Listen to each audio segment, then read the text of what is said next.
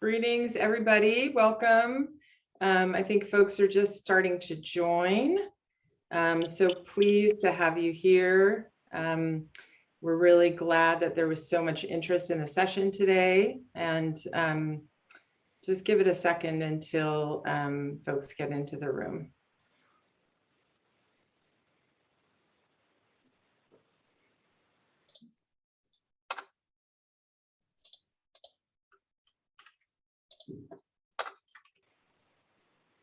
And Karen, if you want a camera off for now, that'd be great. And Cindy as well. All right. Welcome everyone again. So pleased to have you here. My name is Carlina Hansen, and I'm a Senior Program Officer at the California Healthcare Foundation. I'm going to be moderating our conversation today. As everybody gets settled, I encourage you to chat your name and organization in so that we can get a sense of who is here in the room. Create our wonderful community for the webinar today. So I want to thank you. I want to start by thanking you for joining the California Healthcare Foundation and healthcare experts from around the country to discuss California's Community Health Workers State Plan Amendment, otherwise known as a SPA. California's SPA has been a topic of great interest for the healthcare community, and we're very much looking forward to the conversation today. I want to make sure that people understand that this webinar is separate from a webinar that is being hosted by the Department of Healthcare Services. We encourage you to follow that process, and details can be found on their website, and we will make sure to provide a link at the end of this session. Next slide, please. So I just want to go over agenda and housekeeping today. The webinar is being recorded and we will share it afterwards. Attendees are going to be muted throughout the webinar. You will have 2 opportunities to ask questions after the first presentation, and also during and after the panel discussion. We ask you to enter your questions into the Q&A box at the bottom of the screen. And finally, we're going to ask you to fill out a feedback survey at the end of the webinar. I want to start by acknowledging that there are also some fabulous advocates, many of whom are here in the room today, most notably community health workers and promotores de salud themselves, but also the organizations that have for many years trained and supported them.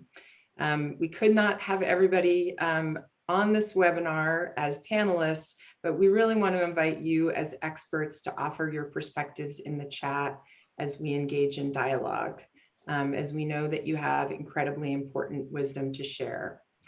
Additionally, we are planning to host a community health worker and promoter focus session in February.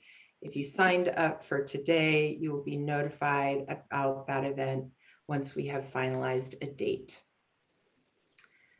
Just briefly about the California Healthcare Foundation. We're a healthcare philanthropy based out of Oakland and Sacramento that is dedicated to advancing meaningful, measurable improvements in the way the healthcare delivery system provides care to the people of California, particularly those with low incomes and those whose needs are not well served by the status quo.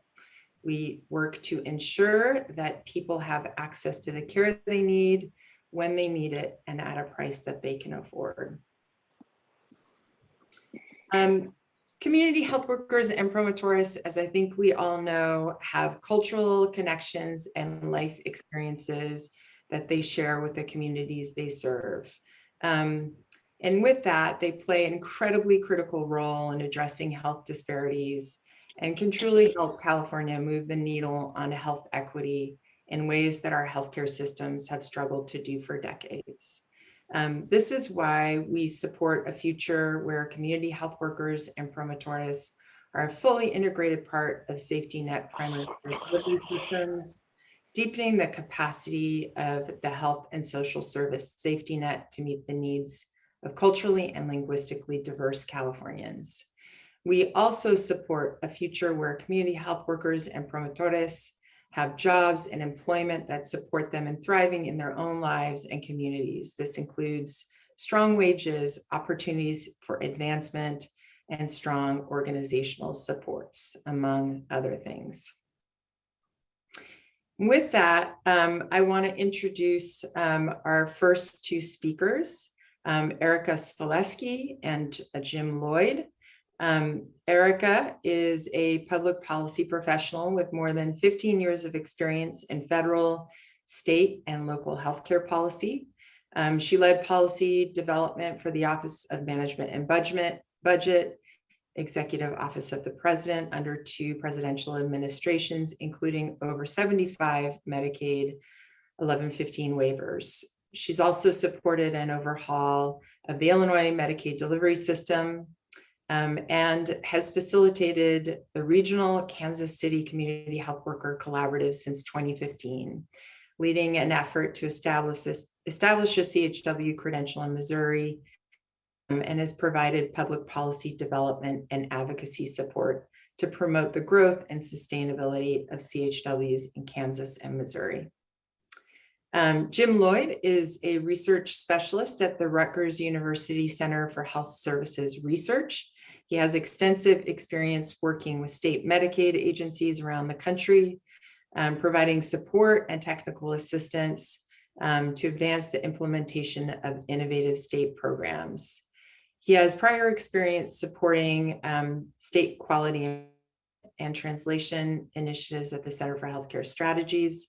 And Jim has worked with leading organizations involved in employing community health workers in California and has written on the importance of supporting the workforce. So welcome, Jim and Erica. Thank you so much for joining us today. And with that, I will turn it over to you. Thank you so much.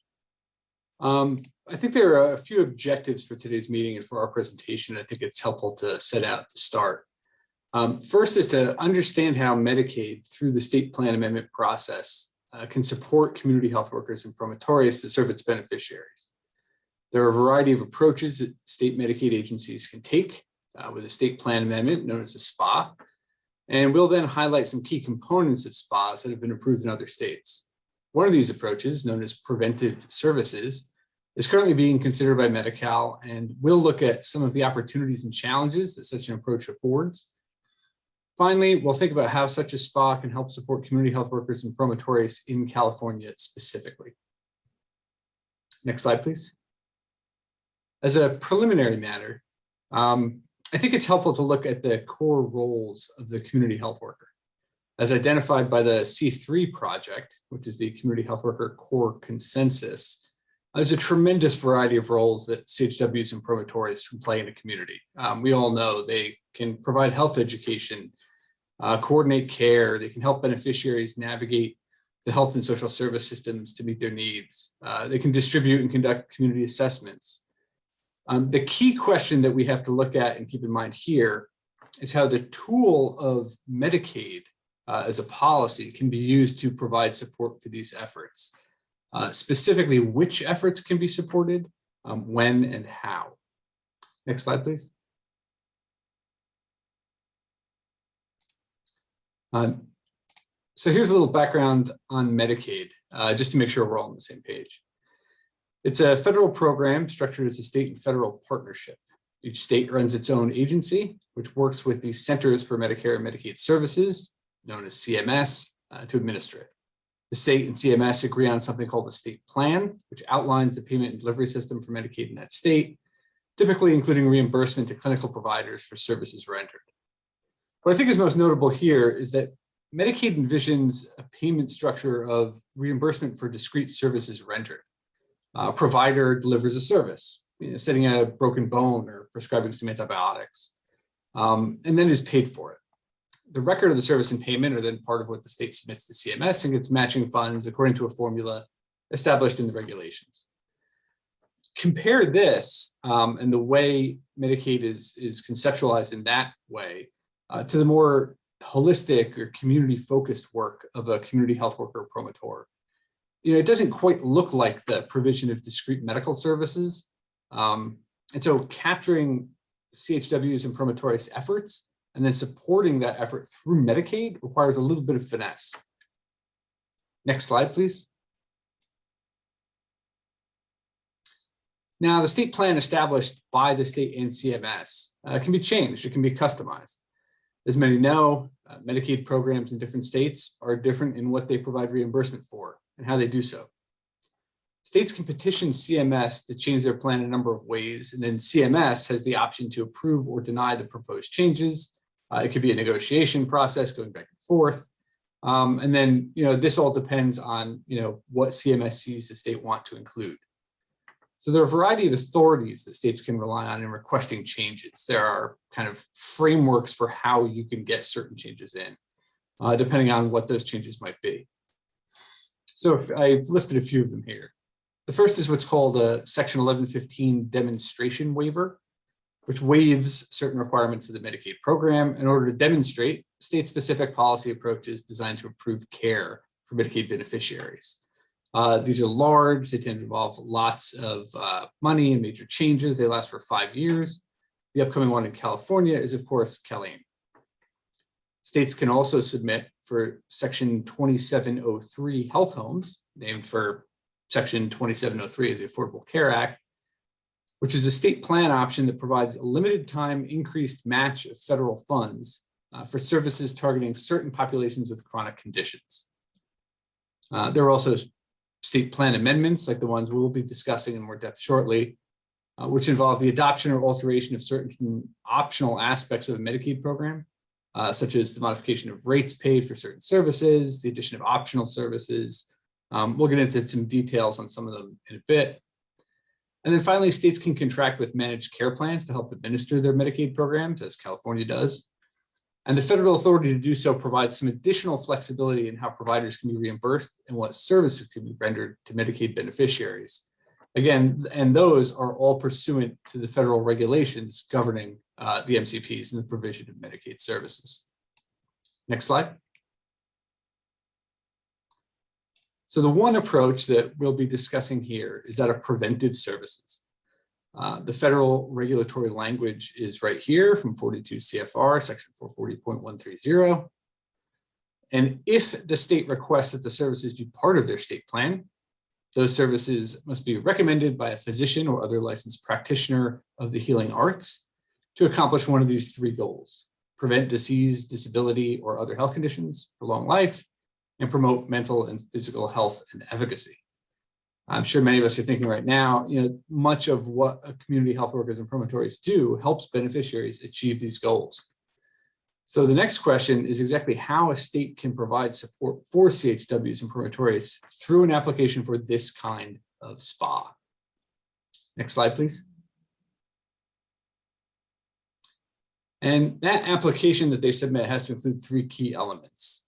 In addition to reimbursement and how organizations will get paid and how the payment flows for the preventive services, which is really a fourth element, and I know my colleagues will be going through it shortly. The application has to define these three things: the scope of services, which is chosen from a list in the federal regulations at the citation I provided earlier, and then it has to not include any excluded services, again from a list presented in the regulations.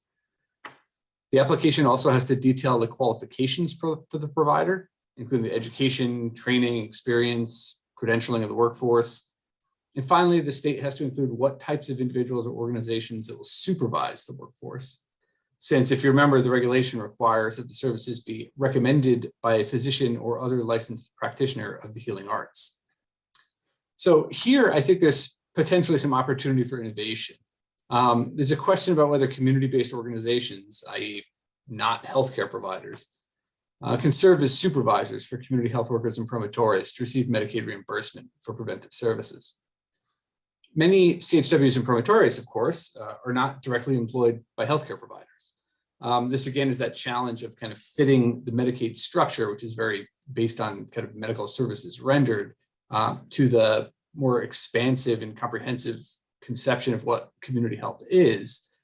But those efforts by community-based organizations and by organizations that might not kind of fit within that way of thinking are still really valuable and certainly recognized and in many ways captured by the healthcare providers. So it could potentially add some valuable support to this workforce if this manages to be implemented and approved by CMS. But there are a lot of complications that go along with this, which I know Erica will be discussing shortly. This is an opportunity that a number of folks are looking into right now. Next slide, please. So I'm going to turn it over to Erica shortly. But before we go and look at what some other states have done, I think it's valuable to think about what California's SPA can provide for the state. The first one here is to provide a pathway to support CHWs and promotoris. I bold and italicized the A because due to the regulatory restrictions, there's really no way that it can be the sole source of support for all community health workers and promotoris in California. It really is, a valuable part of the state's effort to support the workforce more broadly. It can be a starting block to on which to build to help support this, but it's never going to capture all the services. It's never going to capture all the CHW promotoris, not necessarily because it's so limited, although it is limited in many ways, but just because we all know that the CHW and promotor workforce is so vast and the things it does are so expansive. It's difficult to kind of fit it all into the Medicaid regulations. And then, as I mentioned, it can help develop additional relationships between Medi-Cal and community health worker and promotor service providers. I think that'll help both parties understand how services are paid for and delivered, and again, provide maybe some opportunities for future support and future policy development in this area. And finally, it'll create an opportunity for providers of CHW and promotor services to establish braided funding structures where the Medicaid payment, perhaps for certain services, perhaps for certain people, is used alongside other sources, and that can help create a more sustainable financing system for this really valuable workforce. Again, it's all kind of, a new opportunity to provide some support for this workforce, and it's very exciting. And now I'm going to hand it over to Erica to take us across the country, see what other states are doing, and how that can inform what's going to happen in California.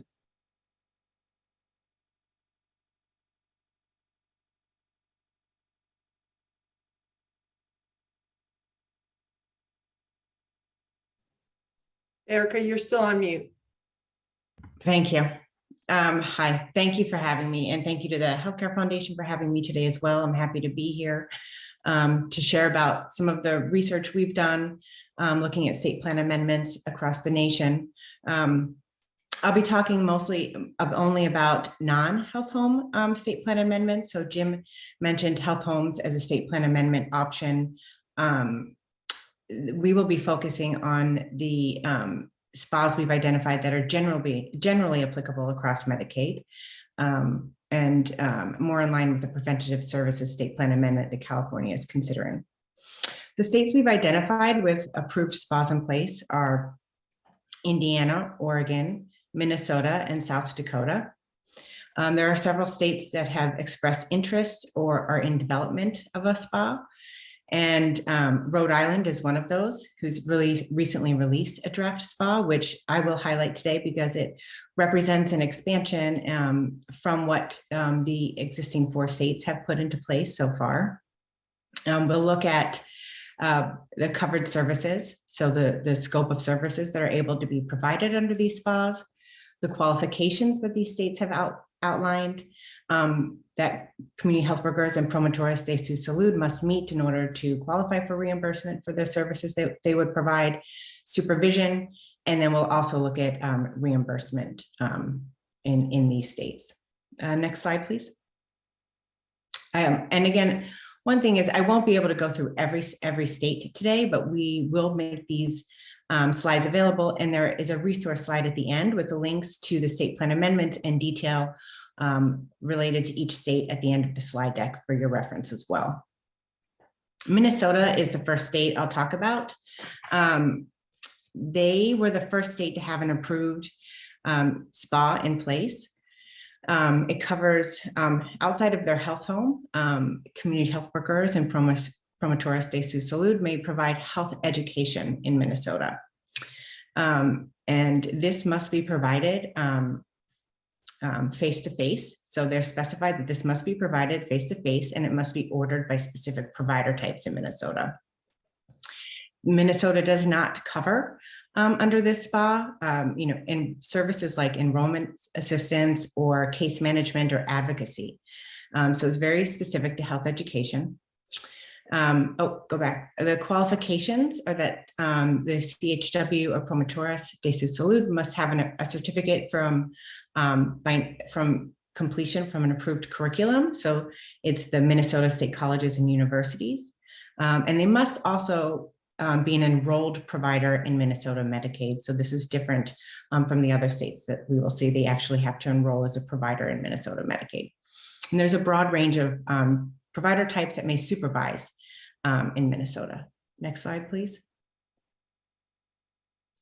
In terms of reimbursement, the identified eligible providers that Minnesota lists, such as advanced practice registered nurses, physicians, et cetera, may bill for the health education provided by the CHW or promotores. And there are specific codes that can be used. And these 3 codes that I list here are related specifically to health education. They've also detailed limits to the units of service that can be delivered in a 24-hour period or in a month. They also have very detailed documentation requirements, such as documenting the order by the referring provider, documenting the health education plan, dates and times of service, if it was an individual or group service, and they have to document an individual's progress towards meeting their plan. Next slide, please.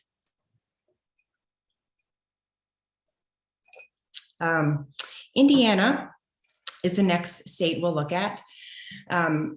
Indiana looks similar to Minnesota in that so services must be medically necessary and within the scope of the supervising practitioner. But the defined covered scope of services that may be provided include health education, health promotion, a cultural liaison between the community and the care team, and direct preventative services. Those are the covered services that are outlined in the Indiana Provider Manual. And to be able to receive reimbursement, CHW or promotores de su salud must have a certification from an approved certification program in a state that the state has identified specific programs. Next slide, please. Any licensed practitioner may supervise the CHW or promotores de su salud. And these are some examples of the identified provider types that may supervise. Now, very similar to Minnesota, services must be provided face-to-face. There are limits on the number of units that can be provided, and the same codes, health education codes, can be submitted, used for reimbursement as well. So this is the similarity there. Next slide, please.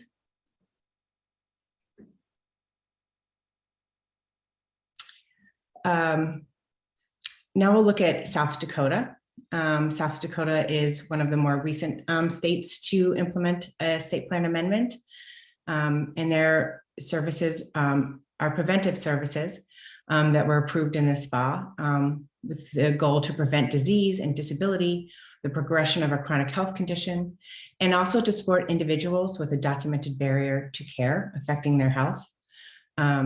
And they defined the specific scope of services to include health system navigation and resource coordination, health promotion and coaching, and health education. Next slide, please. In South Dakota, similar to the other states that we've seen, the services must be ordered by a qualifying provider. They also need to be delivered according to a plan of care. And South Dakota specifies that services must be delivered in the community, except in certain circumstances when exception can be granted for a CHW or promotora to attend a medical appointment, for example, with a client. They do state that non-covered services include advocacy, helping to enroll in government programs, and case management. So none of those community health worker and promotoras de salud activities could be billed to Medicaid in South Dakota. Next slide, please.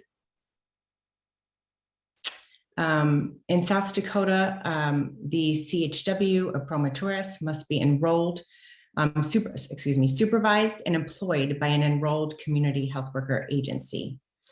So these community health worker promotoras agencies, so they have to be, one, enrolled with South Dakota Medicaid, and two, they have to complete a supplemental provider agreement with the state and submit written policies and procedures. These written policies and procedures need to outline, for example, how they will oversee that the community health worker completes the appropriate training, how they will oversee the continuing education, staff orientation policies as well. And in addition, the enrolled agencies must conduct fingerprint-based background checks for individuals who will work in the homes. And they have to do regular checks to ensure that none of the CHWs or promotoras are excluded individuals on the federal exclusion lists. Next slide, please. The qualifications that South Dakota laid out are that an individual must complete either an Indian Health Service Community Health Representative basic training or a training program approved by the South Dakota Board of Regents or Board of Technical Education. And there are 6 hours of CEUs required annually after that. And again, in order to submit for reimbursement, the CHW or promotoras needs to be employed and supervised by an enrolled agency. Next slide, please. In South Dakota, again, we're seeing similar reimbursement to Indiana and Minnesota. They reimburse for the health education codes again as well, and have implemented daily and annual unit limits per recipient for units of service that can be delivered. Next slide, please. Rhode Island is pending, so they have submitted released a draft state plan amendment, and I wanted to highlight the components of this state plan amendment as it looks different from those three that we have reviewed so far today. It's a little bit more expansive. The covered services that they're proposing would include health promotion and coaching, health education and training, health system navigation and resource coordination, and also care planning. So under their proposed plan, CHW or promotoras de salud could participate in the interdisciplinary care planning process for a member. Similar to the other states, services must be recommended by a licensed practitioner. Next slide, please. In Rhode Island, the services, similar to the other states, must be medically necessary. And they define that as an individual having one or more chronic conditions, being at risk for a chronic condition, or facing barriers to meeting health or health-related social needs. Qualifications are that an individual must be certified by the Rhode Island Certification Board, or they can have a plan towards obtaining that certification within 18 months of beginning to provide services. Next slide, please. Rhode Island has included in their proposal reimbursement rates for the services. They're proposing that those would be increased annually by an inflation factor. And they could be inclusive of travel time and outreach. And they can also be billed for not just direct or face-to-face contact, but also collateral, which represents an expansion from the other states that we've looked at. So that would include, in their proposal, they identify things like arranging transportation for a member, or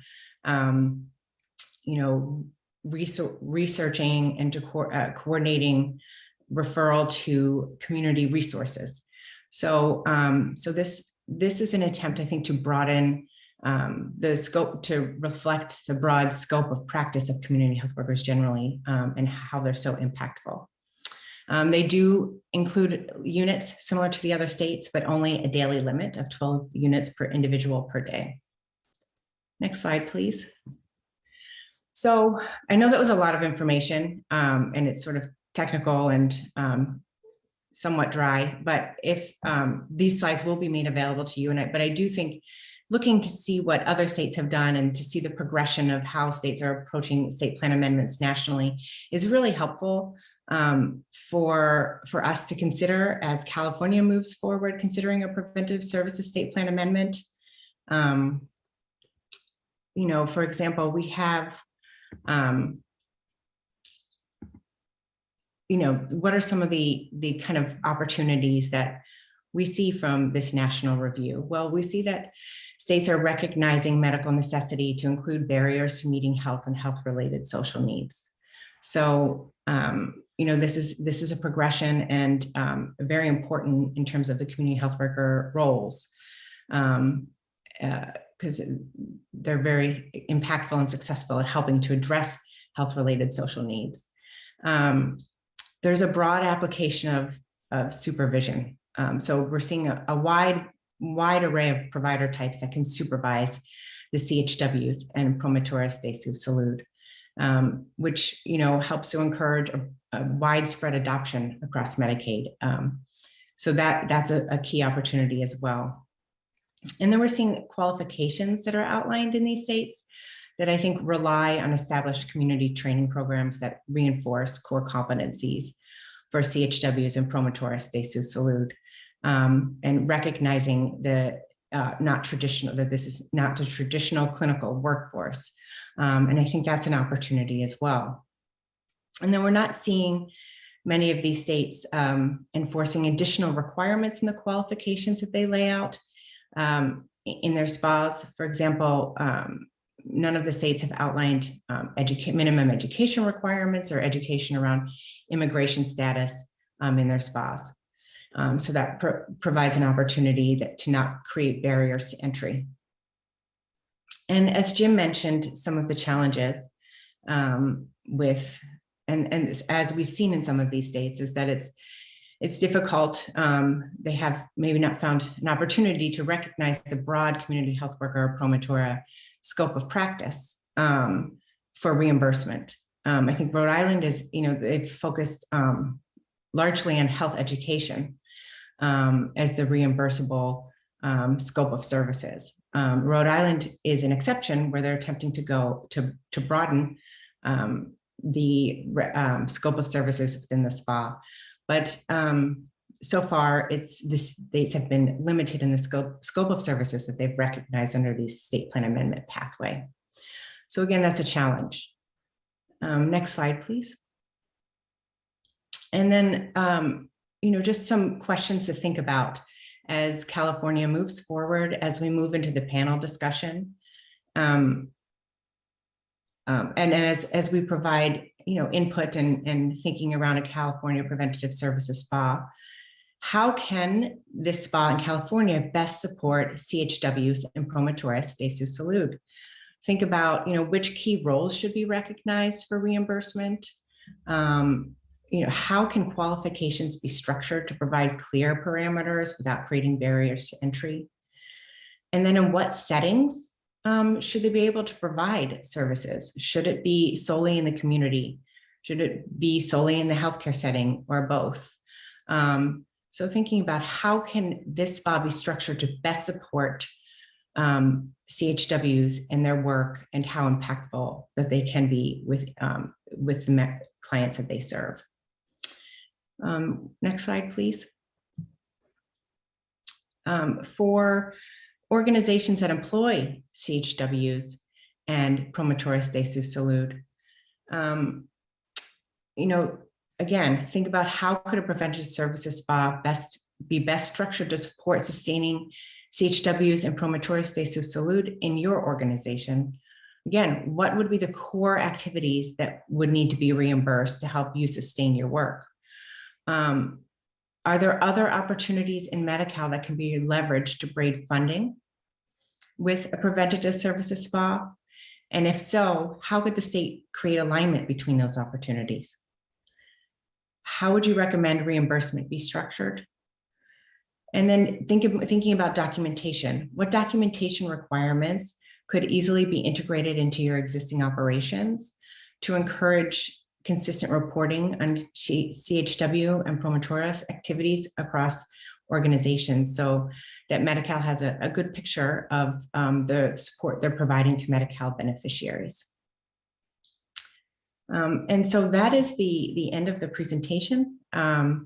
Thank you for listening, and I'm happy to answer any questions about the research or Medicaid in general.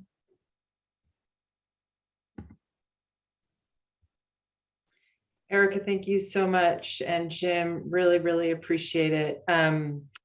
We've had a ton of fabulous questions. And one thing I just want to say before we dig into some of those is just that, in bringing some of these examples forward, we're not sort of saying these are the right things or the wrong things. These are, as Erica said, they're context setting as California thinks about our state plan amendment and what is right for the state. And of course, you all as stakeholders are important voices in that. And so I really appreciate your interest in you being here, because I think we can learn a lot from what other states have done. And as Erica said, there's really an opportunity to innovate and to build on what's happened in other states and what has been learned. Another question that came up that is sort of a foundational one is about the SPA process and where it is. And again, I encourage you to check out the Department of Healthcare Services website. We'll be sure to chat in a link. And they will provide detail on the SPA process and where it is, but in a broad, just to give you broad sense, it is supposed to be to go live summer of 2022. So the department is in the process of drafting the SPA, and there is a process for stakeholder input, and they have posted a number of things on the website. So would encourage you to follow that. So I think maybe as a kickoff question, I would love to hear, Erica, if there are any, if there's any, as you talk to people from other states, if there are any lessons learned that you think are really important to share as states have talked about how they've implemented their state plan amendments, things that you think are important to lift up, because some of them now have had them for several years. So anything you want to share with us about what they had to say? Yeah, the first thing that comes to mind is South Dakota, asking them about their challenges implementing their SPA. What they did note that they didn't have established CHW training programs in their state that they recognized. And so they had to begin a process working with stakeholders to develop and offer a training program. And so I think working to ensure that recognized training programs are in place, and so that the workforce can be identified through any qualifications that are identified in the SPA is really important. Thank you. And that actually brings me to a question that a point that someone made in the chat, which was certified by whom, ? We have such a diversity in the state of California. that one size doesn't necessarily fit all. And as many of you know, this is a really kind of hotly debated topic in California, and people have varied perspectives on it. And it's really important to support the state process that people share those perspectives, so that the best decisions are made given the context of the state. There is not, for those who don't know, a recognized state certification in California, and there's not a statewide recognition of particular training programs. That being said, we do have a lot of really wonderful, rich training programs in the state, who offer their own certifications, as well as employers who offer their own certifications. I'm just going to quickly ask Alex to address. Alex Fajardo is someone who's joining us today. And I would ask if he could come off mute briefly to answer the question, what is the difference between a community health worker and a promotora? Can you hear me? Can you hear me, Carolina? Yes, absolutely. Yeah, thank you. Thank you, Carolina. Hi, everyone. Yeah, that's a discussion actually. The last 3 months, I have been trying to get more clear with the leadership of the CHWs across the country. So many of them make a distinction between those two titles. But we at El Sol, we use this term we change between the title, but really the roles are the same. So in terms of the skills and their roles, they are the same. So I think Promotores de Salud is one of the titles that we use under the umbrella of the community health workers. So as a health navigators of advocates, so it's just kind of another title for the Spanish-speaking community health worker. Yeah. Great. Thank you so much, Alex. And Alex is with El Sol in San Bernardino on Riverside, right, Alex? Yes, yes. Thank you so much. And we had a great question from a community health worker who asked if they are coming from New Mexico and they have credentials that they've established in New Mexico, then how can they transfer those credentials to California? So I think it will depend on the structure that the state, in terms of Medicaid reimbursement, that the state outlines in the SPA. And so I think that kind of looking at a reciprocity with other states would be a factor in identifying qualifications. And so, yeah, I mean, I think that it's not really, we don't know yet. So I don't think it's established in California yet. Yeah, great. Thanks, Erica. I think that's one of the issues that comes up even within a state is the transferability of credentials of, if you go from one region or one employer to the next, can you use those same qualifications? It's a complicated issue, and I don't think there is an easy answer. So I think we have to sort through that in the context of the SPA, and a couple of people in the chat have given some examples. In several states, certification has been established so that a diverse array of training programs can be approved, sometimes by a state board of certification of some kind. So in some states, they approve a training program, and in other states, it's a certification of the individual, and in other states, it's prior experience, and in other states, it's none of the above. So it varies from state to state. I also had a couple of call outs from Carl Rush, who's one of the experts that we have in the room in the chat. One of the other things this SPA has to define is, as we said, how community health workers get paid. Just a note that is not required to be fee for service. Important note that CMS doesn't require credentialing or certification. It's really up to the state. And then there was, I think, a question or a couple of questions that came through about telehealth, and whether or not, if you think about face-to-face visits, that is inclusive of telehealth. And if you've seen what's happened in other states, given the impact of the global pandemic on face-to-face contact. Yeah. Mm-hmm.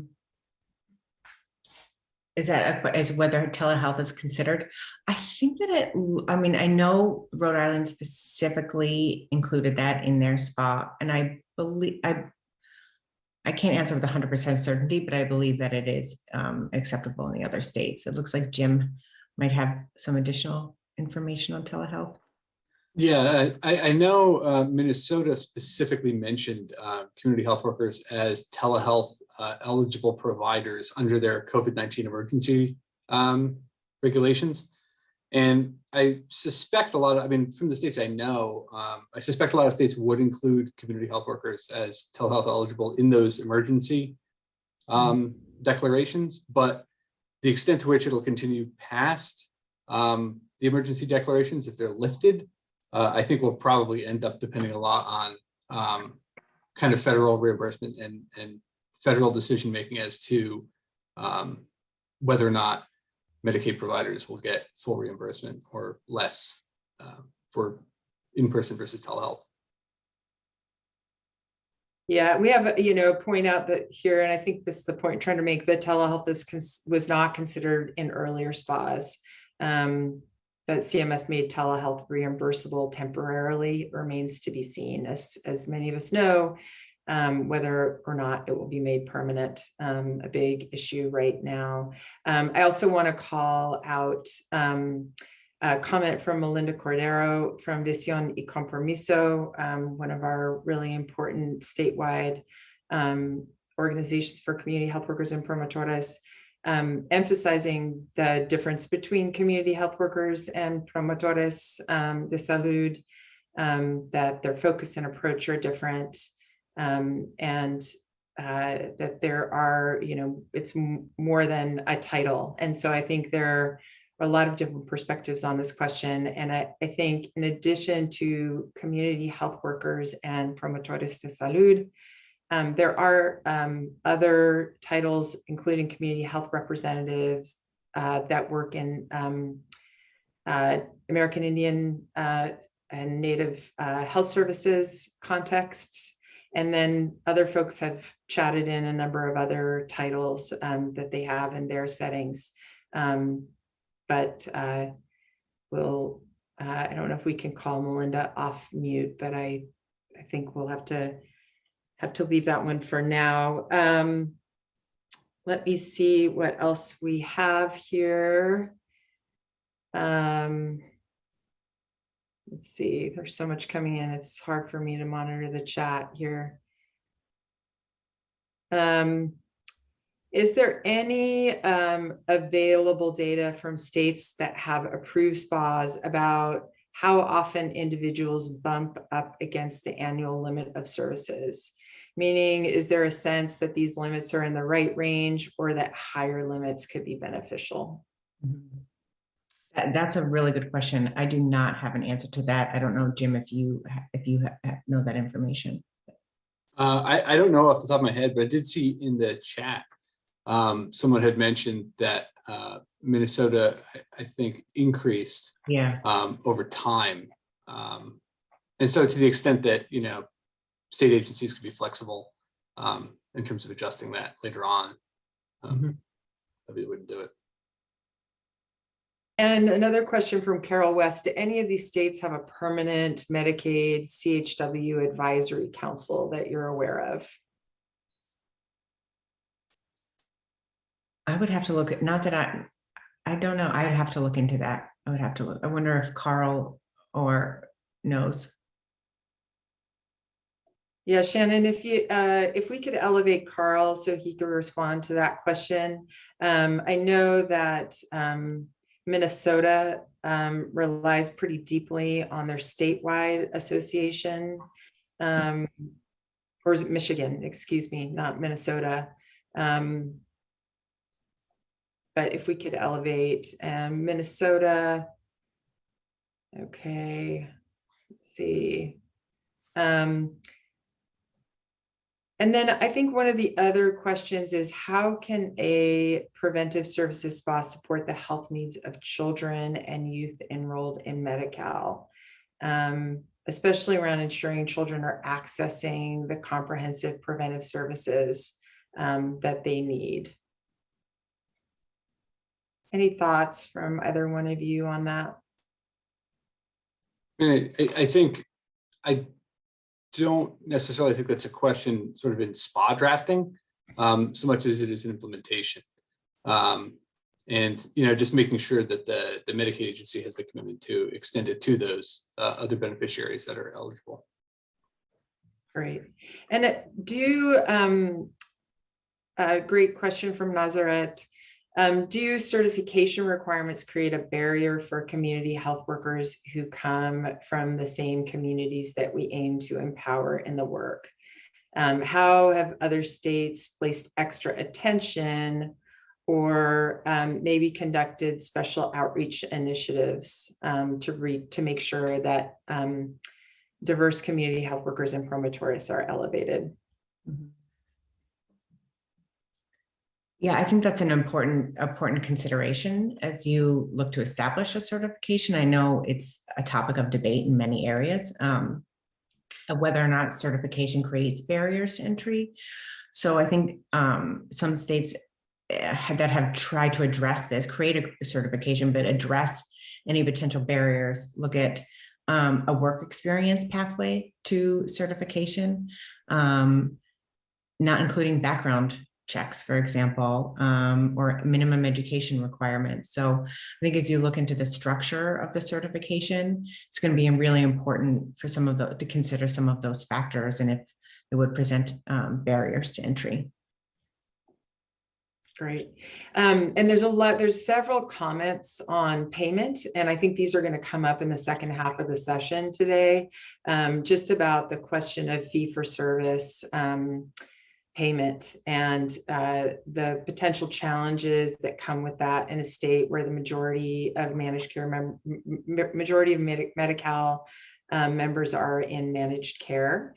So just want to lift that up as well. I want to just quickly elevate Carl Rush to see if he wants to make a couple of points. Carl has a longtime community health worker advocate and a founding member of the National Community Health Worker Association. So Carl, why don't you just chime in for a second, respond to some of the questions that have come through the chat? Sure. Well, excuse me. Thanks. There have been a bunch of them. One in particular is the role of CHW advisory groups in the process. And most of the states have a CHW association or network that has a formal role in advising the state in some way. And one example, although they don't have a SPA in process, but Arizona has legislative approval for a certification program, and that's been tied up in the regulation writing process, which has dragged on for some time. But the Arizona CHW Association has a formal role in their certification program if and when it is implemented, in that they have the power to set standards for training curricula and to approve specific training programs for certification purposes. So they have far more authority than CHW groups have in other states. And I think that is very important. There was a question, now I haven't been able to keep notes on all of them, but there is a real concern that people will be excluded from the qualification process. And certification has been under fire in a number of states over that, which is a very legitimate concern. You don't want to set up unnecessary, if you're going to have certification, you don't want unnecessary barriers to entry. And so one area where I will just say personally that I'm very much in favor of work experience alternatives to educational pathways to certification, and further, that I'm troubled by the fact that most states sunset that that option typically after a couple of years. Texas is the only state which has had certification for 20 plus years.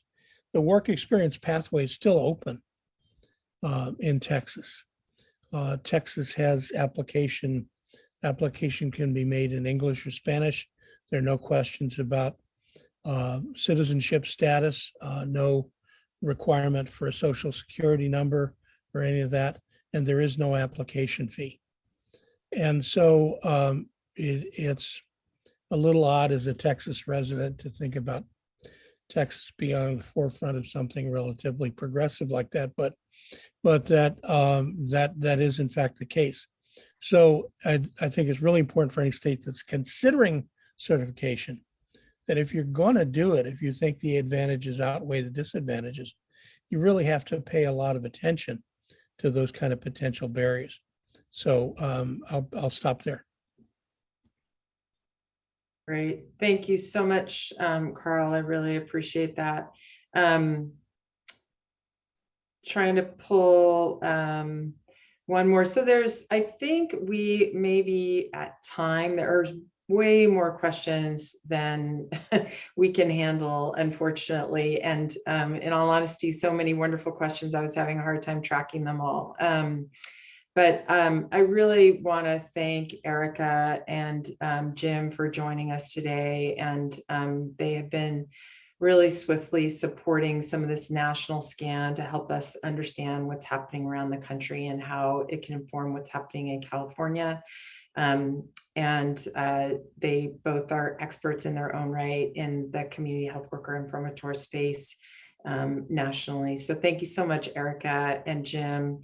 We'll see if there's something we can do to aggregate the Q&A and maybe provide some feedback in an organized document that we can post on our website. So thanks everyone for the wonderful questions. Sorry we couldn't get to them all. With that, I think if I'm not mistaken, we are going to move to a 5-minute break. Give you time to stretch, and then we're going to come back to our panel and we'll play a video while we have the break. Thanks so much, everybody.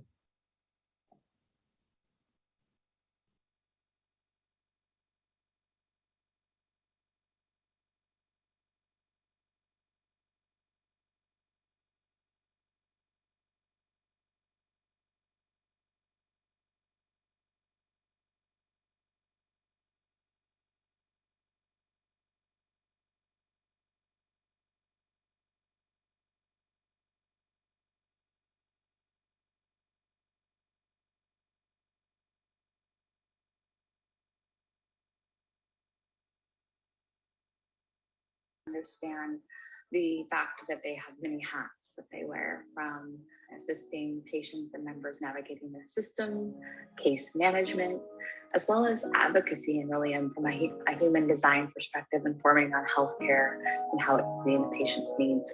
We breathe, we play, we work, we do our community service within the same community that maybe those organizations are trying to reach.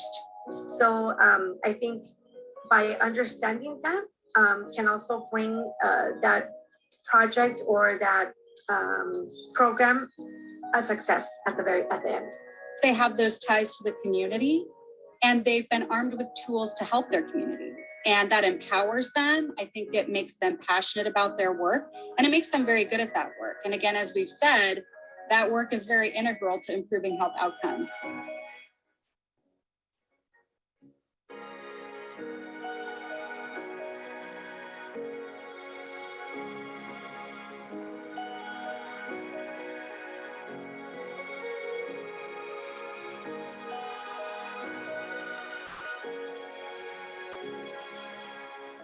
So there was a lot of effort put into these packages and the resources and careful thought to how they were going to be presented.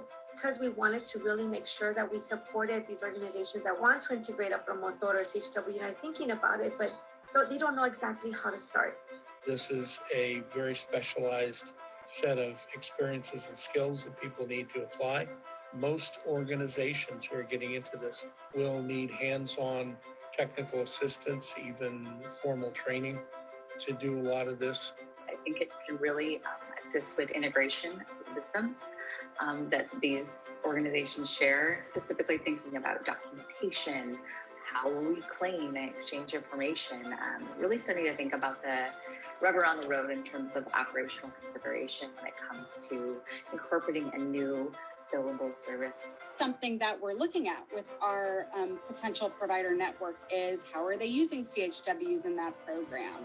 And we use that and we ask that as a part of our onboarding process for new providers and also in our ongoing monitoring of how the programs are going. So I believe that this is going to help them to start those building blocks, so like that puzzle, and put it together and be able to then integrate it to its fullest and then be able to then implement whatever their dream project is into the community.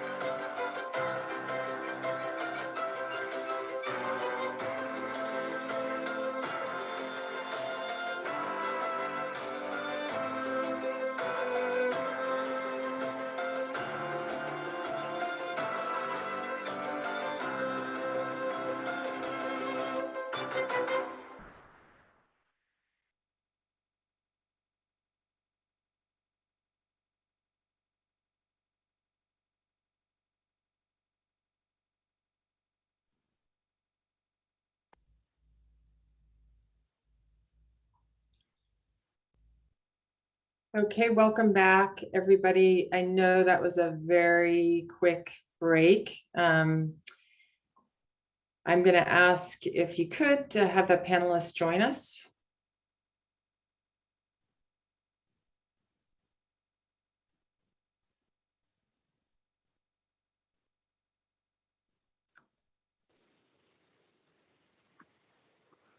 All right, wonderful. Thank you so much, everyone.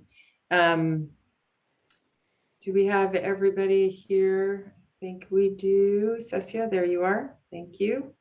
So welcome. I want to thank our incredible panelists for joining us today. We are so fortunate here in California to have this amazing group of people and just tremendous organizations advocating for the needs of our diverse state. And while I could spend an hour on introductions, given all the amazing work that they do, time does not permit, and that would leave us no time to talk about the spa. So instead, I am going to ask them to start with brief 2-minute introductions of themselves, and each one of them is going to share some background about themselves and their organizations, as well as their perspectives about the spa and the importance of community health workers and promotores de salud. We're going to ask them to go in the order that you are on the slides, if that's okay. And just a reminder to attendees to submit your questions in the Q&A box throughout the panel discussion. So with that, I will pass it off to Mayra Alvarez. Thank you, Carlina. And thanks so much for the opportunity to join today's discussion. That first hour was really informative, and I really appreciated the questions that were coming through. I also really want to thank the California Healthcare Foundation just for opening the dialogue about how we can transform our healthcare system. You've done it on a number of different issues, and the conversations around community health workers is yet another example of that commitment. And just want to, really just applaud you all for having these types of conversations. So first I want to say I'm president at the Children's Partnership. We are a statewide policy and advocacy organization focused on advancing child health equity. And we really come to this conversation from the perspective of how we can better serve our children, how we can better serve their needs so that they can lead healthy lives.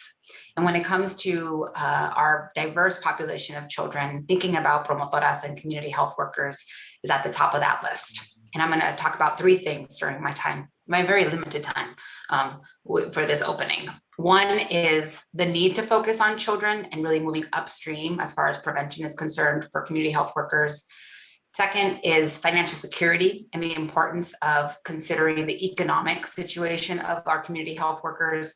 And then finally, how integrating community health workers into Medi-Cal is an anti-racist approach to healthcare delivery.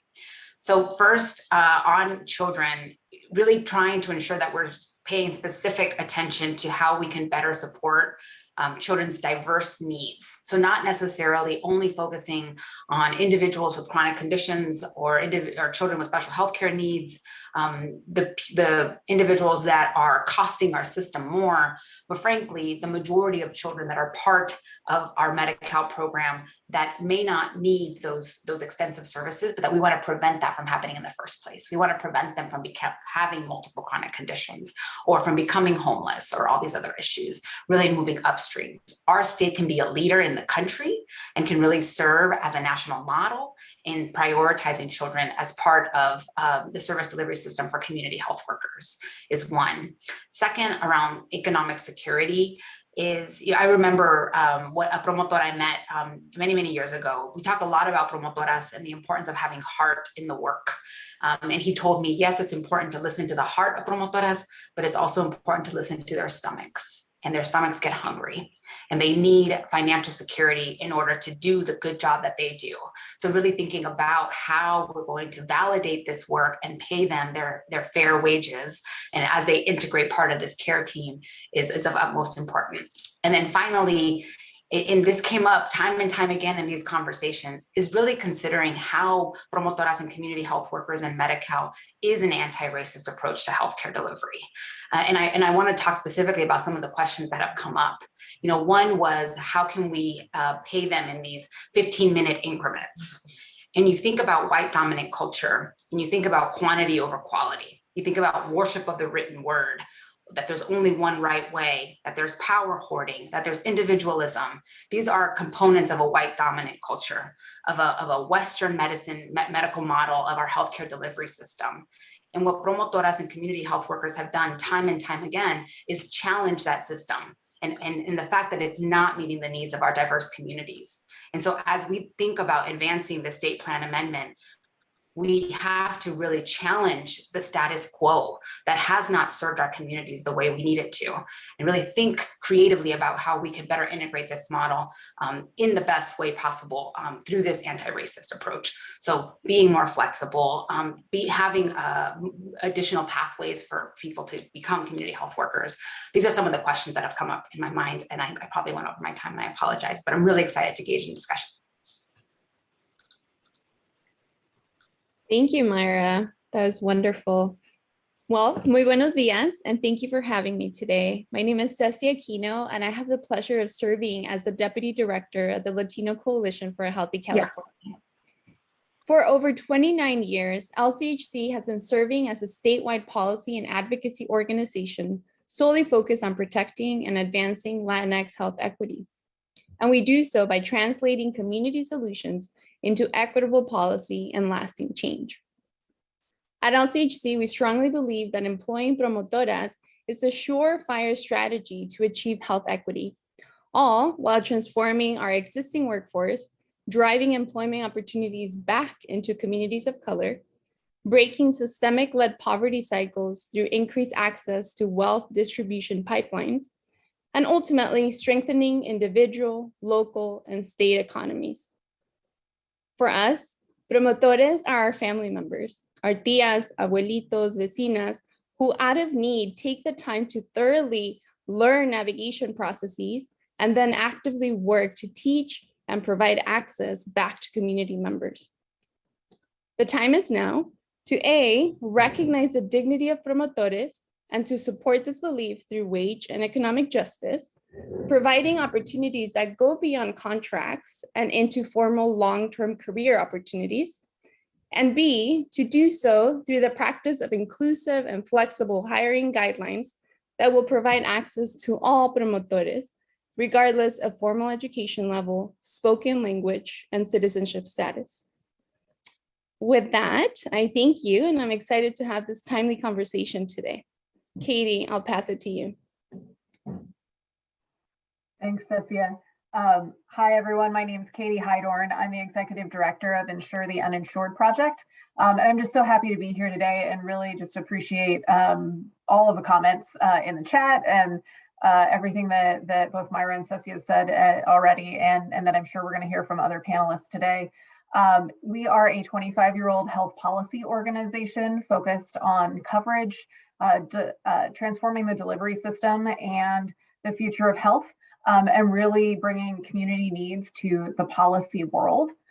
Each year we host a large health policy conference. It's coming up in February, so stay tuned. We also host over about a dozen listening sessions across the state of California annually in our health communities, and really use what we hear in those sessions to drive the policy work that we do.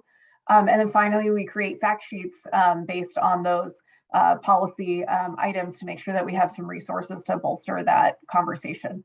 We really came to our community health worker work from those conversations, specifically during the last 2 years in 2020 and 2021. And I can't underscore how important community health workers were to extending the delivery system and making that delivery system more effective during not only the first parts of the pandemic, but also during and currently vaccine distribution. We really made a point to make sure that we had community health workers in our state level work. We bring them on panels, et cetera, and just try and amplify all the incredible work that they do. I just can't underscore enough how valuable they are. I think my two big takeaways are one, that the traditional healthcare system, I think as Myra so eloquently put it, needs to understand the value of these workers and needs to embrace them and needs to think of them as truly benefiting the same people as they serve.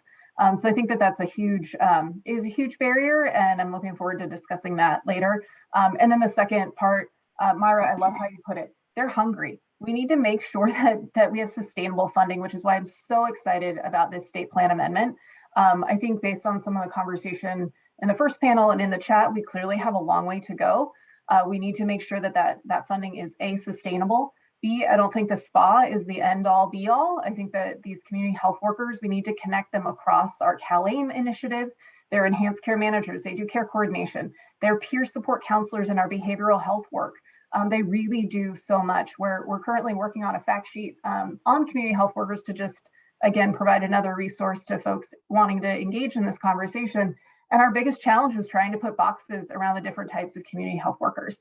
And you can't, and that's okay. And so we need to make sure that our regulatory structures are as flexible as possible and that we let people continue to do the great work that they're doing in our communities. So thank you. Looking forward to this.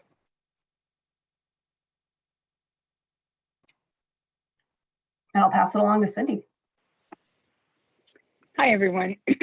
My name is Cindy Keltner, and I'm the Director of Care Transformation at the California Primary Care Association.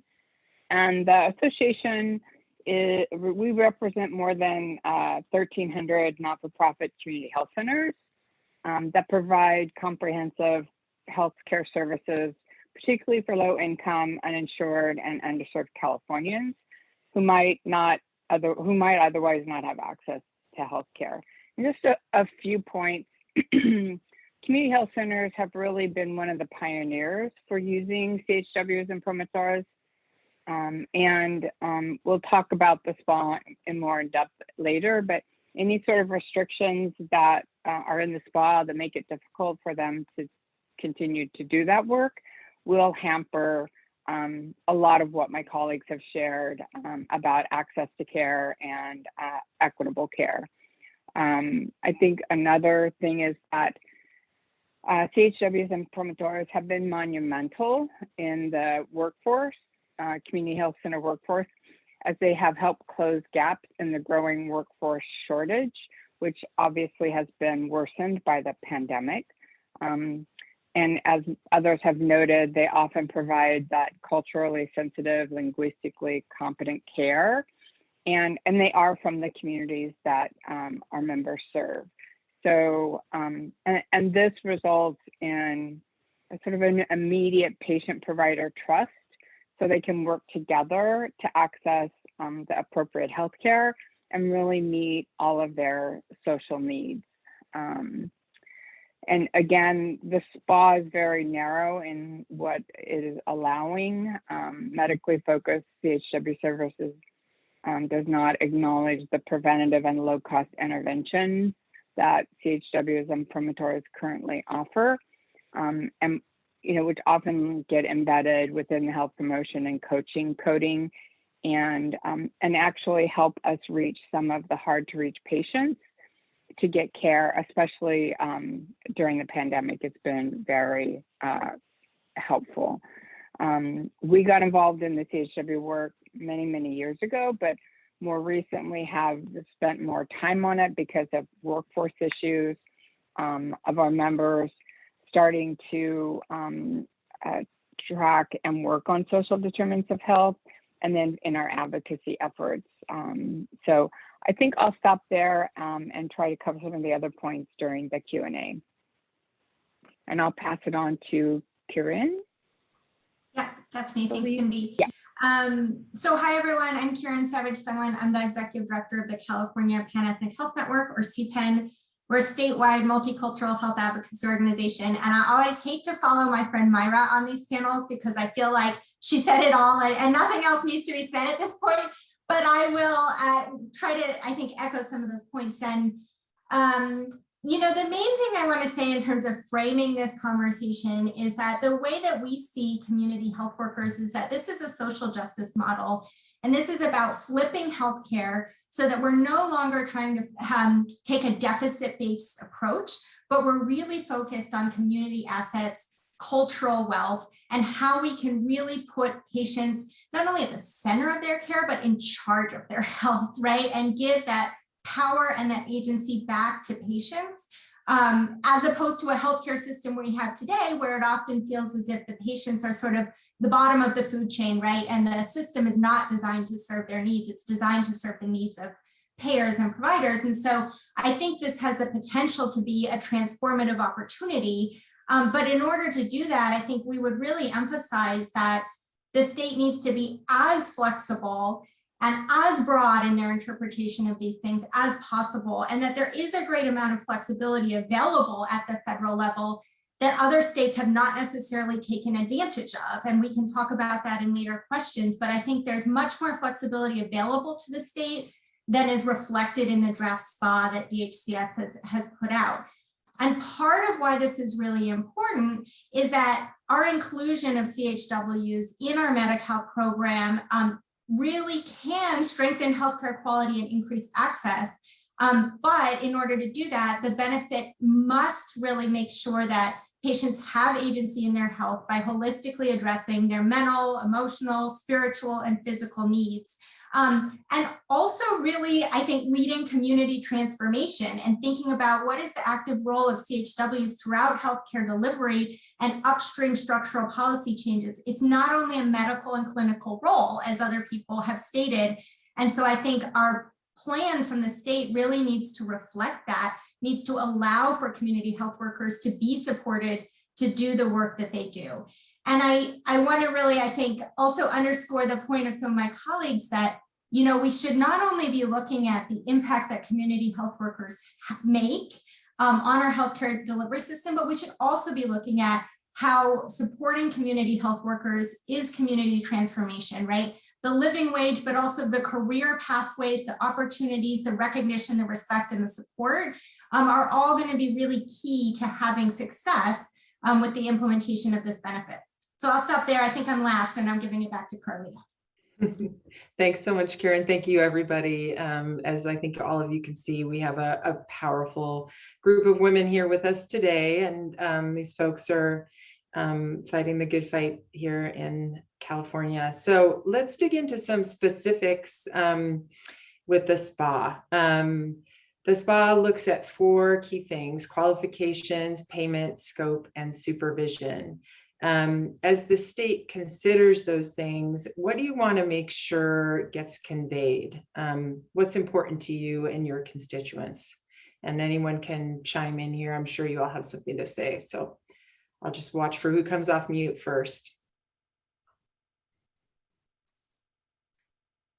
I mean, I'm happy to kick it off, although others probably have more to say, but You know, I would say for us, payment and scope really go hand in hand. And what we've seen in terms of the draft pretty rigidly and clinically defines the role of CHWs, and it even excludes some things that we think are really important, like case management, like helping people enroll in government programs. And that part of, you know, while the draft that DHCS has circulated doesn't explicitly discuss payment, I think that leads us to believe that the department is looking at a fee-for-service payment model.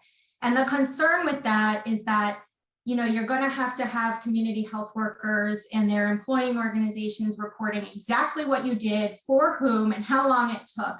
And that's not how a community health worker operates, right? That really limits the possibilities. So I would say we really need to be looking at alternative payment models that allow us to have a broad scope, that allow community-based organizations to really, who employ community health workers, to really do what they do best.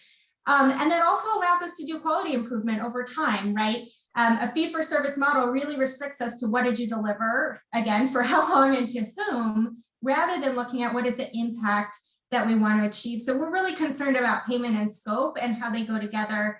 And I would say, you know, part of the state examples that were shared earlier, I mean, there's been some evaluations, including from Indiana, where they said this isn't working. Like, this really is not working for us. It's not meeting the intended goals. And yet some of what California is proposing comes directly from those states, right? So I think we really need to take a hard look and a more holistic look at the implementation. Thank you for that. Happy to follow up here regarding qualifications. And, you know, unfortunately, certification efforts may inadvertently decenter the value of experience, community knowledge, connection, wisdom, while excluding the very people who need to be prioritized for this workforce. And this is due to a variety of reasons, right? Including a lack of access to financial resources needed to enroll in a CHW certification program, the fact that formal certification programs are mostly provided in English and therefore exclude monolingual Spanish or indigenous language speakers.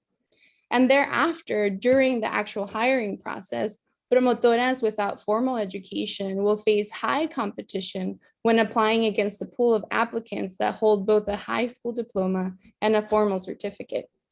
For us at LCHC, a solution is to leave certification and high school requirements out or as fully optional, and instead center actionable lived and work experience as a promotor in their community. And this shift in the hiring priorities will make a radical change in the applicant pool. I'd love to follow up. I really appreciated both Kieran and Cecia thinking about what are we trying to accomplish with community health workers? I think all of us understand the value of them, but Kieran, you're right. We need to flip this on its head and say, what does our community need? Because we're clearly not meeting quality scores, et cetera. And so how do we make this more patient-centered? I think that's really important. I have a colleague who talks a lot about moving our health system from sick care to well care. And I think that's what we're really talking about here. Really understanding the needs of our patients and really recognizing that there's not a one-size-fits-all. I'm really troubled that we're looking at this as maybe a fee-for-service program. I think we've clearly learned from our work with county behavioral health that 6-minute increments or 15-minute increments just don't work. That's not providing care to people, that's counting widgets. We're more concerned about the dollars that it costs rather than actually providing care. And I think that's what's so exciting about a little bit about where we are in California and the expansion we did in the Affordable Care Act is we actually expanded care to people. So now we actually have to provide it. And that's really scary, I think, from the dollars perspective, from like a Department of Finance perspective. There's still, we ran into this, I served on the DHCS telehealth worker. It's the same conversation. We are still coming at this from a fee-for-service perspective. If we provide X service, it costs us X this.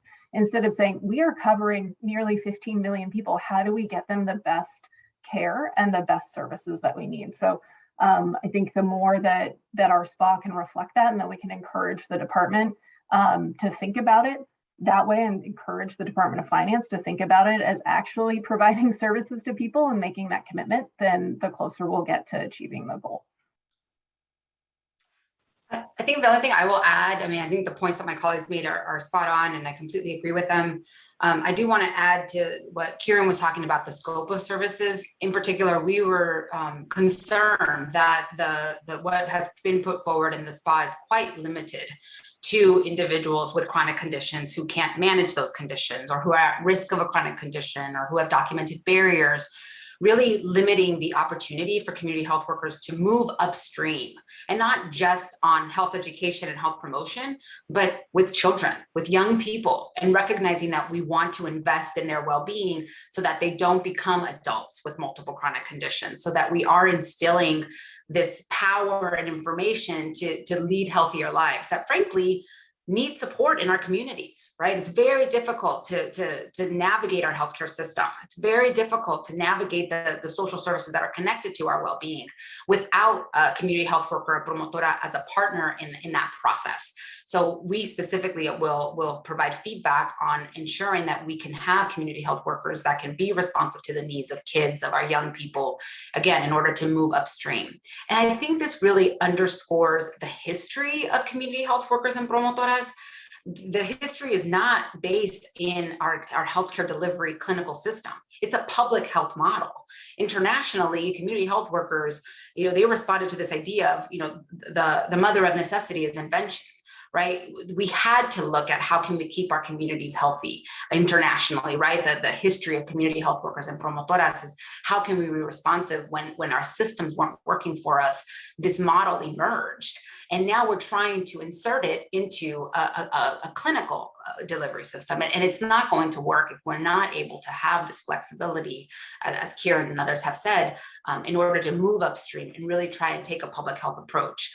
And to that end, we hope that there is greater collaboration between DHCS and the Department of Public Health in moving forward the state plan amendment, given a far more extensive experience of public health officials with promotora models, with community health worker models that have been based in the community. Myra, thank you all so much. Incredible reflections, and everybody is cheering you on, all of you on in the chat. One question, at one point I didn't hear folks speak to, and I've heard a lot about in the community, is the network of providers and community-based organizations as providers. So I'd love to hear one or more of you reflect on that, if you could.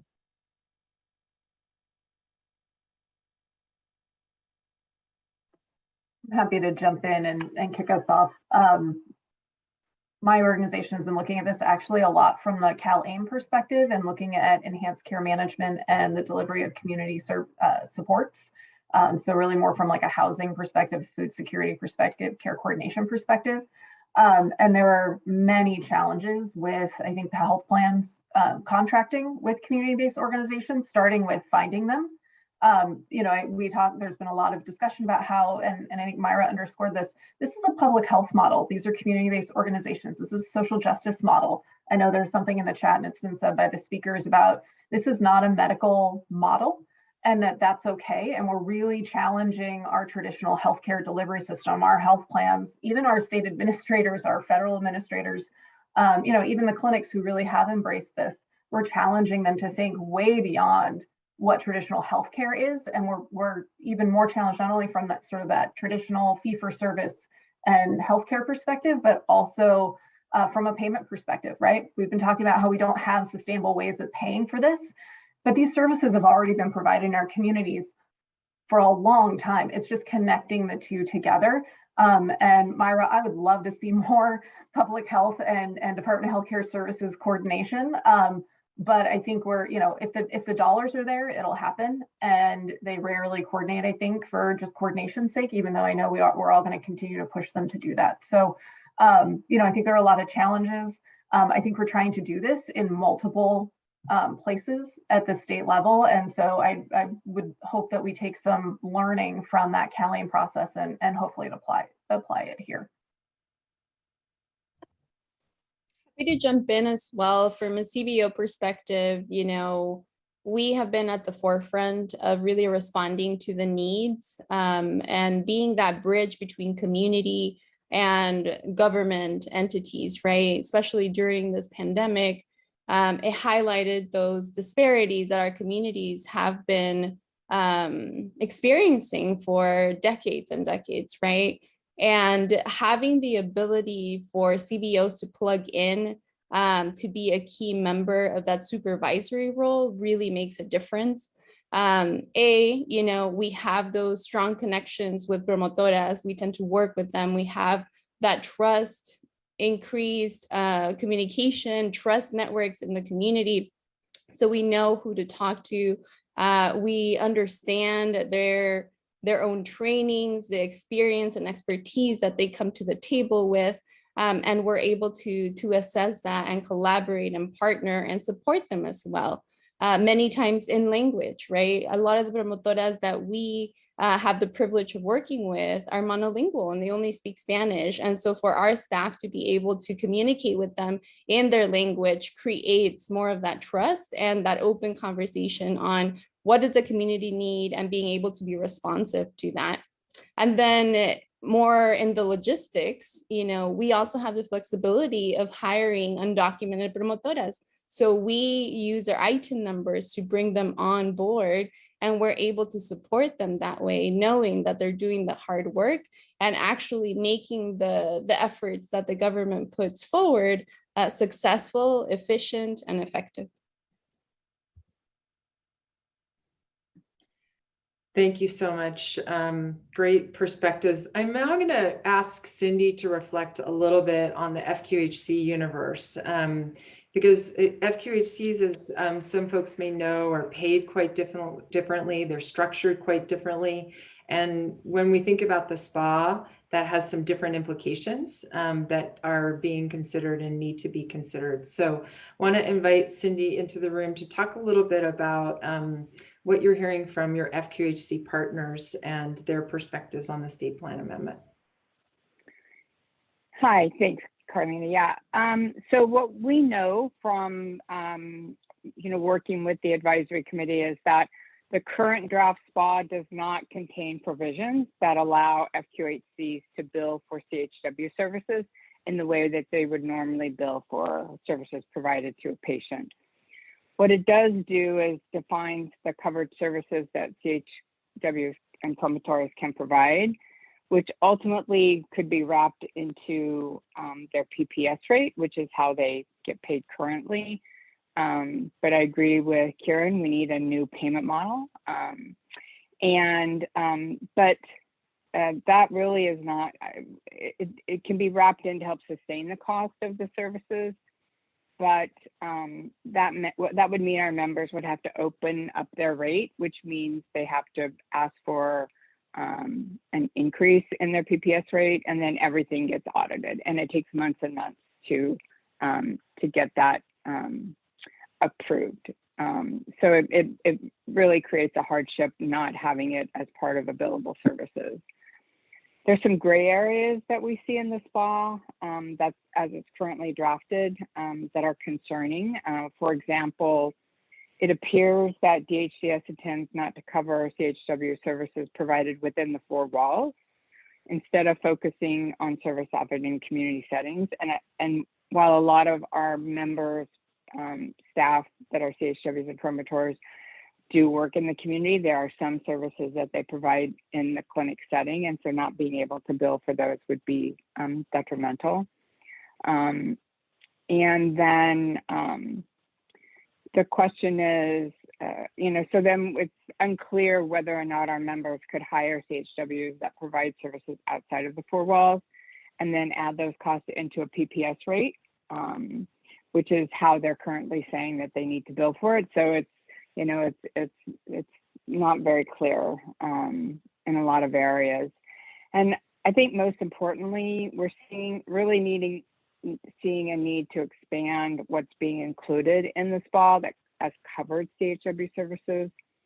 The draft listing is narrow, it's medically focused, it does not acknowledge the preventative and low-cost interventions that CHWs and promotors currently offer, which as I noted earlier, are pretty much embedded within the health promotion and coaching category.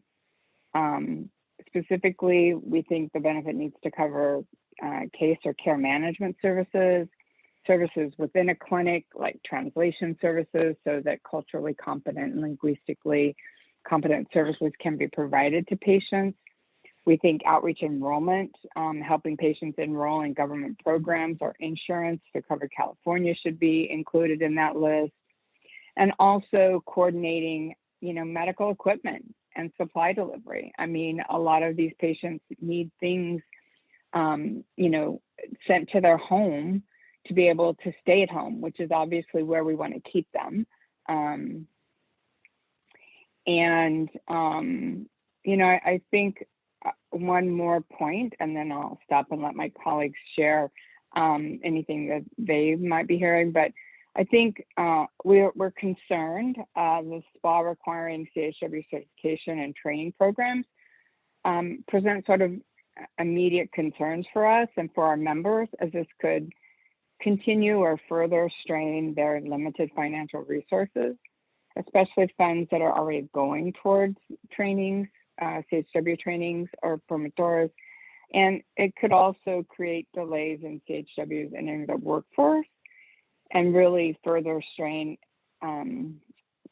staff in the clinics now with administrative burdens and the workforce challenges, brought on by the pandemic. So, while we agree that there are qualifications that need to be in place, we're concerned about the extent to what the SPA is requiring. So I'll stop there. See if there are any questions. Yeah, thanks so much, Cindy. I encourage you to check out CPCA's website if you're not familiar with community health centers and the ways that they are paid. That adds a lot of complexity, and there are a lot of great thinkers in the state right now considering alternative payment methodologies for health centers in partnership with the Department of Healthcare Services in order to offer some more flexibilities that might make it easier to engage creatively with the workforce. Let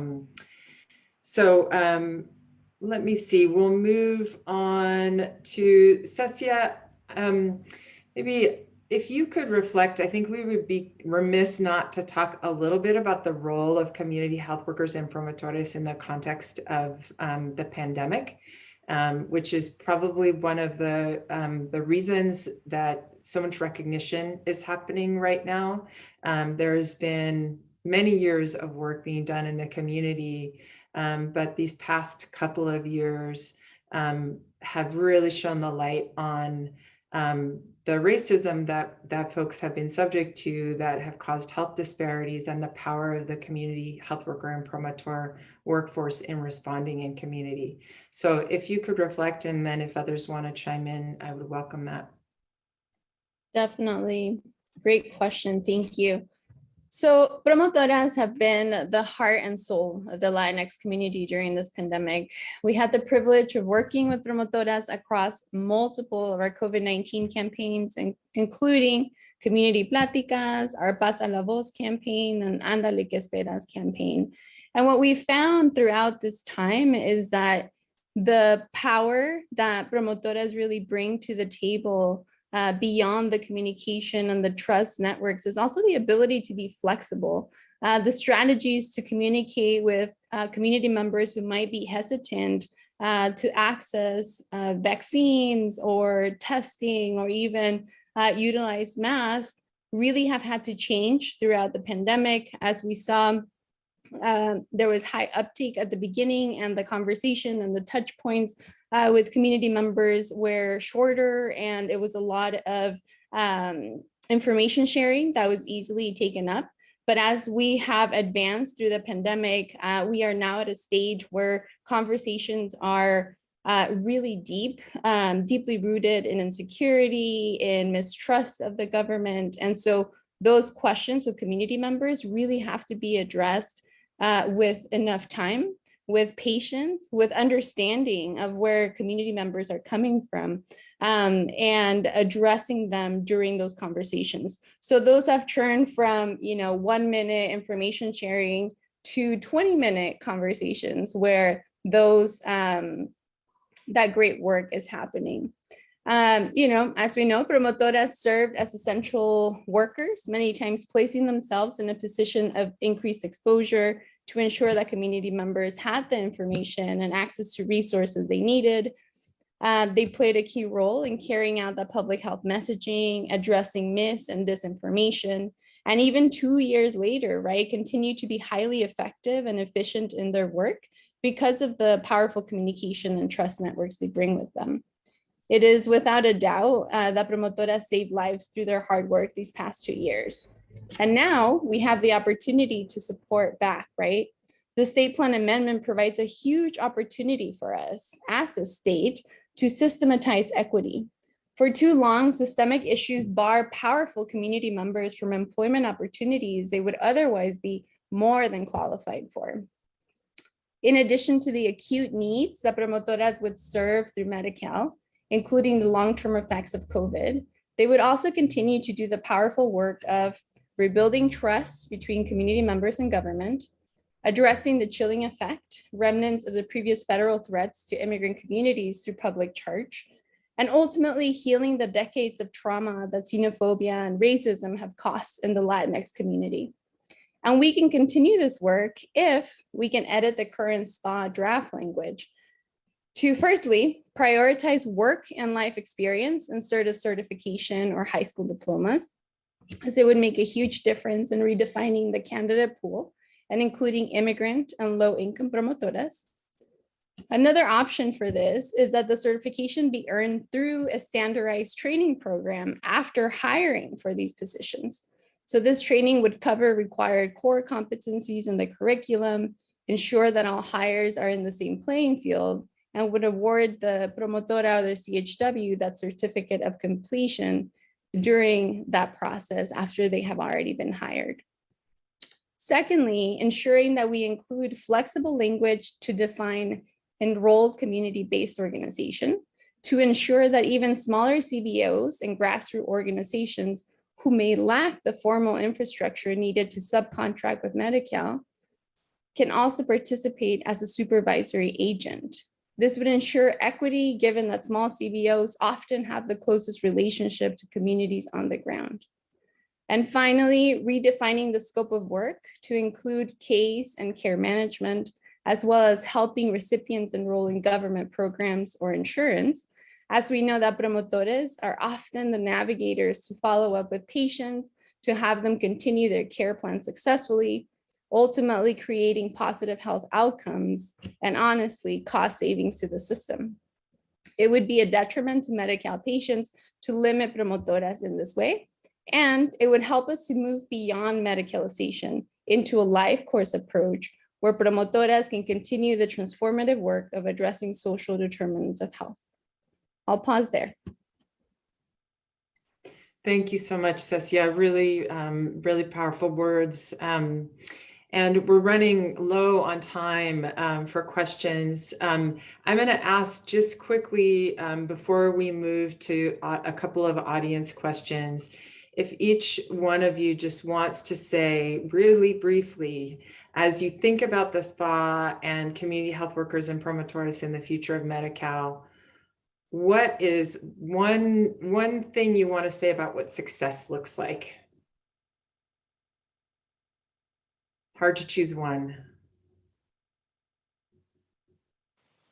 Yeah, Carlina, for me, success would be that the DHCS sort of expanded the role and was much more clear about what's billable and not billable, and provided much more latitude in how the CHWs are used, because there's a need for them in the community. Obviously, that's where a lot of their work happens, but there's also a huge need in the clinics to develop that bond and trust, and we need to have them on our care teams. And so to do that, we need an expansion of what they're talking about, services that could be provided.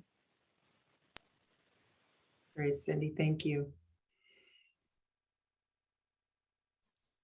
I can just say, I think for me, success is really taking this as an opportunity for real system transformation, and specifically anti-racist system transformation.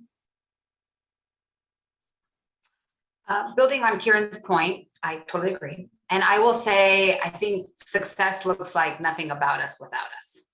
Like, how are promotoras and community health workers going to be at the table as partners in the development of this effort moving forward, and the sustainability of it, so that we can have the system transformation that Kieran just mentioned.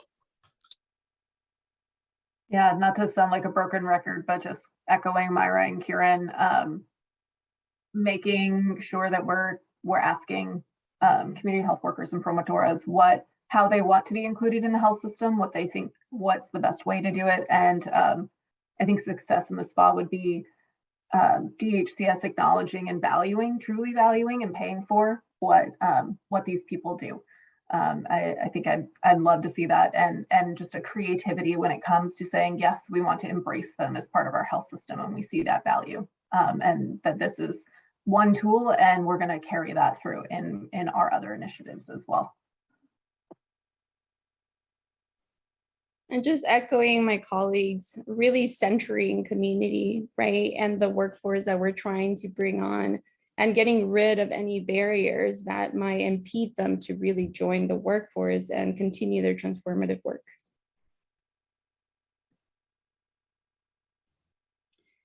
Thank you so much. Okay, so we have a couple of questions. We have too many to address, but here are a few. How can we address immigration issues affecting the community health worker and promotor workforce?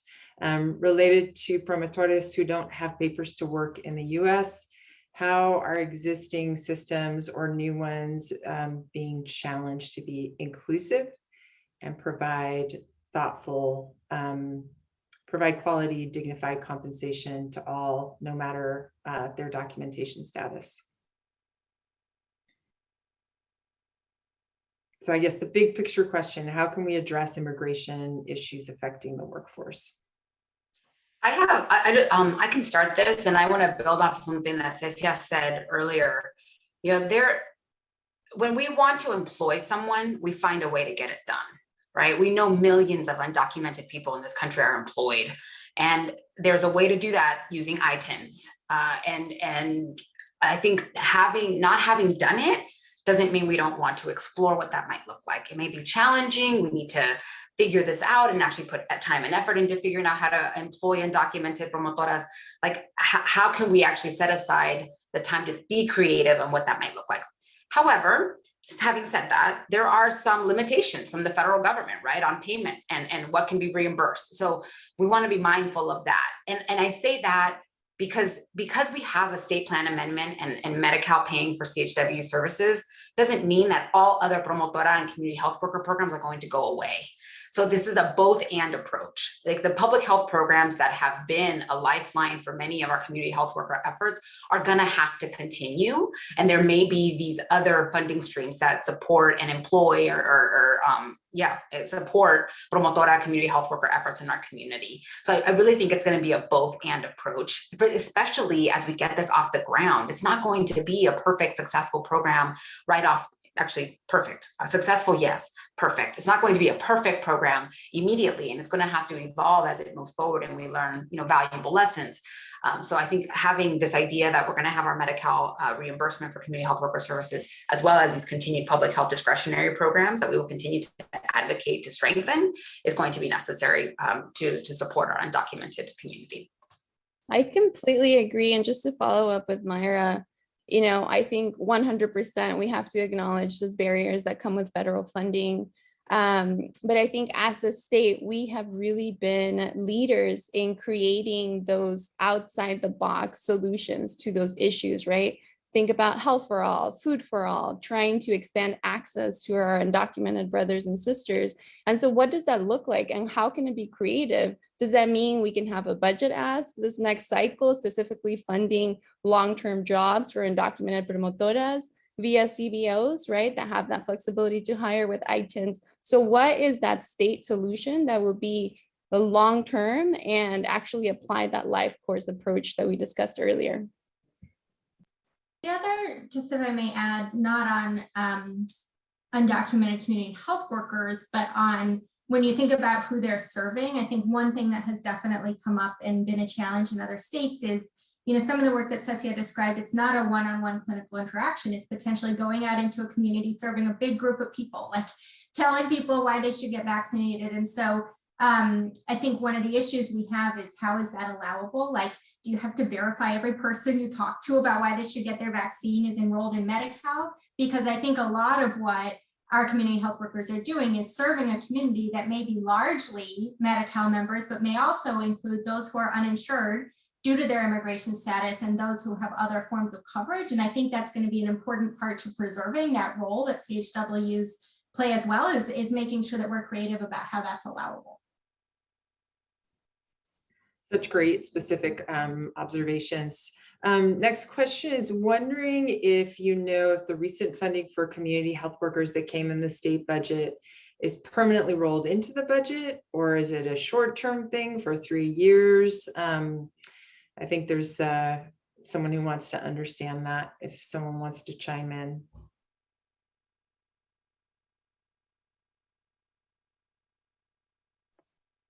I don't know the exact answer, maybe someone else does, but since they're submitting a SPA, usually SPAs are permanent funding. And a way to look at that is when the budget comes out on January 10, in just about a month.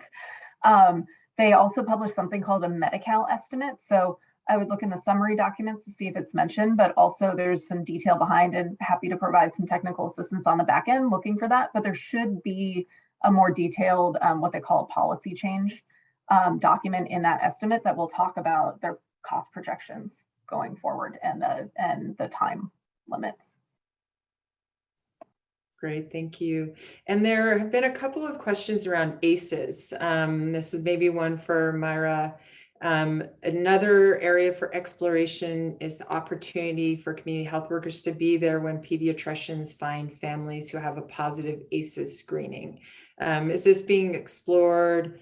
Wondering if there's an opportunity to leverage the ACEs Aware initiative out of the Surgeon General's office. If you have any thoughts there, Myra. Yes, absolutely. And looking at the chat and the comments that came up about that, I was nodding emphatically. I completely agree with the commenters that talked about how we can utilize community health workers to prevent ACEs and then to address ACEs once they've been identified. And it's interesting because when ACEs Aware launched, and there was this incredible excitement around having additional screenings to identify individuals who have been affected by adverse childhood experiences, there was also a huge wave of concern to ensure that we could respond to the identification of these individuals and that we could connect them with the right services in the community, and that we have the system set up to make those warm handoffs and those connections. Community health workers and promotoras are the very nexus that makes those connections possible, that's able to help individuals navigate these systems, seek the nutrition services or housing assistance or economic supports that are necessary to respond to ACEs in the first place. So again, when we're thinking about responding to the state plan amendment with our comments, with our concerns, with our questions, really raising the question about children and meeting their needs is of particular importance, not only for meeting the needs of kids, but for the long-term well-being of all of our communities. And I think the Surgeon General talks about the long-term costs of ACEs and what it does to our society as far as the billions of costs to our systems. We can prevent that by ensuring that our community health workers can be responsive to kid needs. Great, thank you so much. Yeah. Oh, go ahead, please, Cindy. So Carly, I was just going to say, right now the state is paying for providers to screen for ACEs. It would be great if there would be some money in the budget for us to address them. I mean, right now our members are addressing it, when they're looking at social needs, but they're doing it because they're looking at the patient holistically and realize that they need to address those concerns. But it would be great if there was some funding to help with those referrals and follow-up and assistance that needs to be provided when ACEs are identified. Great. Thank you, everyone. Unfortunately, I think we are out of time for questions. Again, we have a lot of great ones. We'll aggregate those, see if there's not something we can do to get some other responses. We heard a lot of themes from our speakers today, and I'm not going to do them justice, but I want to reiterate some of them. I think one of the biggest ones is that this is not just a policy, it's a transformation. It's a health system transformation that offers the state incredible opportunity. The importance of flexibility and breadth, because really that is what community health workers and promotores do. They work in different settings with different people. We heard that about, whether it's a community or a health center, whether it's working with people who are uninsured or on Medi-Cal, with groups, with individuals. We heard about the scope of their services and the importance of thinking broadly about the scope of their services. We also heard about the importance of moving upstream, the importance of public health and having more dialogue between health and public health. I think the pandemic, if anything, has shown a light on the fact that the lines between healthcare, public health, and social services are blurry. We already knew that, but we know that more, even more, and on the heels of the pandemic. And so much more that folks had to say. So with that, I'll appreciate our panelists, and we will move to closing the session today. Thank you. Thanks, everybody. So I just want to share a resource with everybody. As the California Healthcare Foundation undertook a recent project called Community Health Workers and Promotores in the Future of Medi-Cal, which many of you participated in. We released an online resource center and a companion resource guide to support the integration of community health workers and promotores into Medi-Cal. I want to hope that you will check it out and please put the resources to good use. Stakeholders from around the state, community-based organizations, managed care plans, community health workers and promotores themselves contributed a great deal of time and effort to the resource. And Ariane will put that into the chat for us. Next slide, please.